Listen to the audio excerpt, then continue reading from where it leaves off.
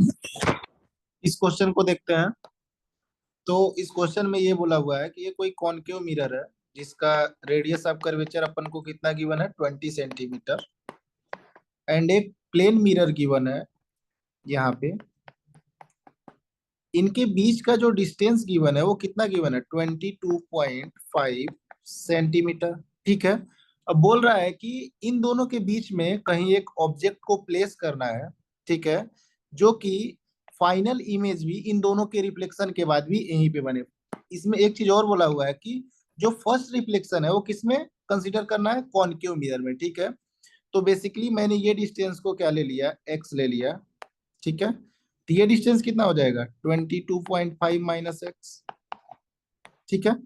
अब बोल रहा है कि फाइनल इमेज को यही बनना है, तो जो कॉनकेव मिरर से इमेज बना होगा वो कहाँ पे बना होगा, तो इस मिरर के जस्ट अपोजिट बना होगा। कितना पीछे बना होगा, ये 22.5 माइनस एक्स पे बना होगा। 22.5 माइनस एक्स बना होगा। तो ये वाला जो डिस्टेंस है यहाँ से इस मिरर से, ये वाला डिस्टेंस इस वाले मिरर के लिए ये इमेज का काम करेगा। वो कितना हो जाएगा, ये टोटल डिस्टेंस हो जाएगा अपना, ये 22.5 माइनस एक्स प्लस 22.5, ये कितना हो जाएगा, 45 माइनस एक्स। ठीक है। यानी कि जो v का वैल्यू हो जाएगा वो कितना हो जाएगा, 45 माइनस एक्स हो जाएगा। और f का वैल्यू कितना हो जाएगा, 10 सेंटीमीटर हो जाएगा। ठीक है। और ये ध्यान रखना कि ये कॉनकेव मिरर है, तो इसका जो साइन आएगा वो नेगेटिव आएगा, क्योंकि फोकस नेगेटिव होता है कॉनकेव मिरर का। अब अपने को एक फॉर्मूला पता है, 1/f is equal to 1/v plus 1/u। अब ये ध्यान रखना है कि रे किधर से जा रहा है, इधर से जा रहा है। तो ये मिरर के जो लेफ्ट साइड में होंगे वो सारे नेगेटिव होंगे, और राइट साइड में होंगे वो पॉजिटिव होंगे। ठीक है। तो ये जो ऑब्जेक्ट है ये भी मिरर के लेफ्ट साइड में है, इसलिए u का भी वैल्यू क्या हो जाएगा, माइनस एक्स।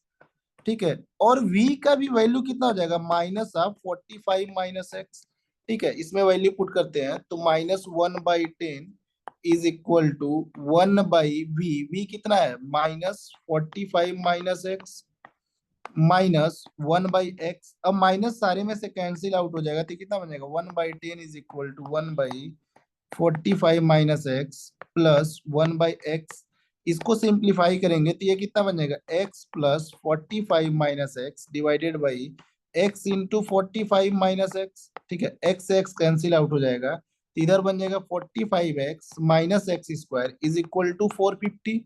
यहाँ से एक्स square minus 45x plus 450 is equal to 0। इस क्वाड्रेटिक को सॉल्व करोगे तो x का जो दो वैल्यू आएगा, एक तो 30 आएगा और एक 15 आएगा। ठीक है। अब एक चीज बताओ कि इन दोनों मिरर के बीच का जो मैक्सिमम डिस्टेंस है वो कितना है, 22.5। ये कितना है, 22.5। तो इन दोनों के बीच में अगर रखना है ऑब्जेक्ट को तो वो वैल्यू लेस देन 22.5 होना चाहिए। तो 30 तो पॉसिबल है ही नहीं, इसलिए x का वैल्यू कितना हो जाएगा, 15 सेंटीमीटर। ठीक है।